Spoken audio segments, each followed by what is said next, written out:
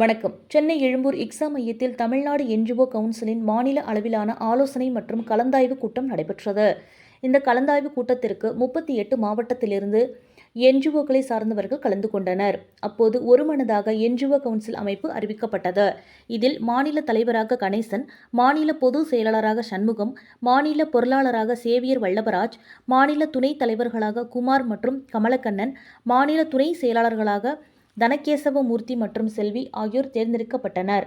அதனைத் தொடர்ந்து மாநில செயற்குழு நடந்த பின்பு 21 உறுப்பினர்கள் நியமிக்கப்படுவார்கள் என்றும் தெரிவிக்கப்பட்டது. இதுகுறித்து மாநில தலைவர் கணேசன் அவர்கள் பேசுகையில், நாங்கள் மாநில அளவிலிருந்து இந்த அமைப்பினை கொண்டு வந்துள்ளோம். இளைஞர்கள் மற்றும் மகளிர்கள் வேலைவாய்ப்பு, பொருளாதாரம் ஆகியவற்றில் மேம்படுத்த அரசுடன் இணைந்து நாங்கள் செயல்படுவோம்.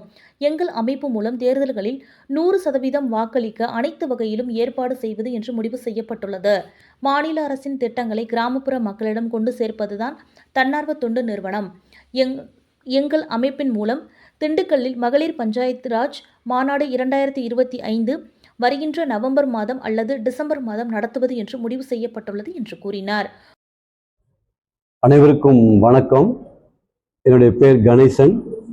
நடைபெற்ற மாநிலம் தழுவிய தன்னார்வ அமைப்புகளுடைய மாநில கூட்டத்தில் நடைபெற்ற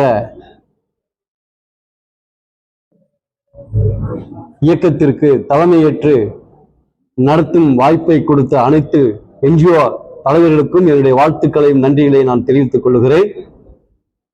இன்று நடைபெற்ற இந்த மாநில அளவிலான கூடுகை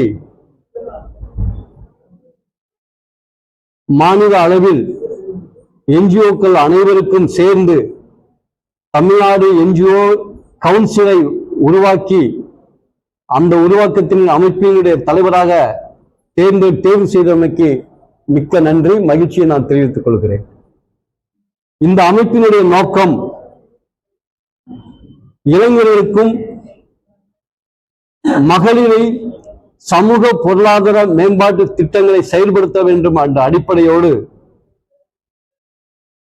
அரசோடு இணைந்து, மாநில அரசோடு இணைந்து மக்கள் திட்டங்களை மக்களுக்கு கொண்டு போய் சேர்க்கும் பணியை இந்த தன்னார்வ அமைப்புகளும் என்ஜிஓக்களும் மேற்கொள்வார்கள் என்ற உறுதியை நான் உங்கள் வாயிலாக நான் தெரிவித்துக் கொள்ளுகிறேன்.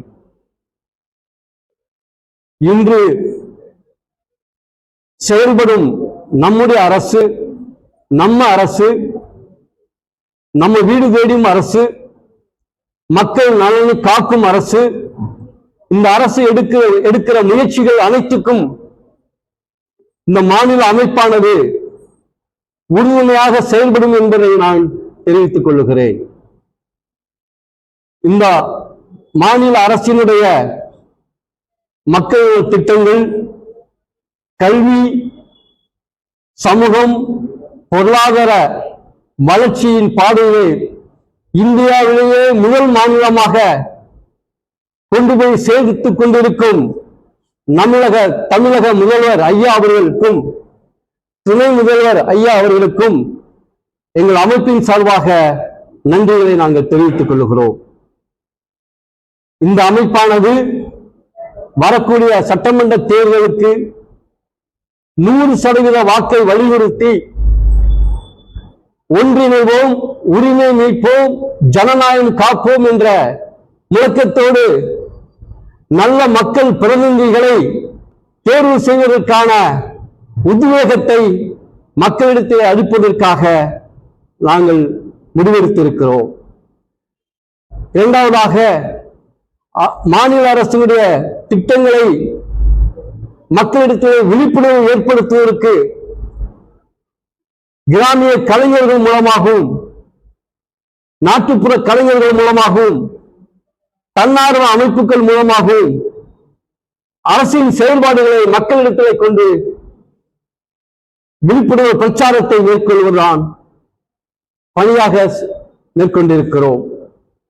மூன்றாவதாக, இந்த மாதத்தினுடைய வருகை நாட்களில் திண்டுக்கல்லிலே மகளிர் பஞ்சாயத்து ராஜ் மாநாடு நடத்துவதற்கான தீர்மானத்தையும் நிறைவேற்றியிருக்கிறோம். 10,000க்கு மேற்பட்ட மகளிர் தலைவர்களையும் என்ஜிஓ தலைவர்களையும் ஒருங்கிணைத்து இந்த மாநாடு அரசுடைய வழிகாட்டுதலின்படி நடைபெற உங்களெல்லாம் வேண்டி விரும்பி கேட்டுக்கொள்கிறேன். என்ஜிஓக்களை சார்ந்த சுமார் 100க்கும் அதிகமானோர் கலந்து கொண்டனர்.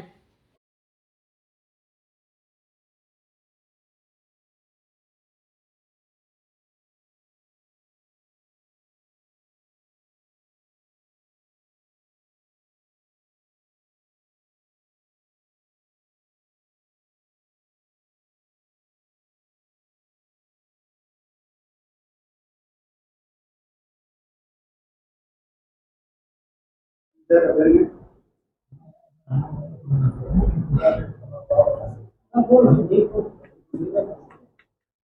you.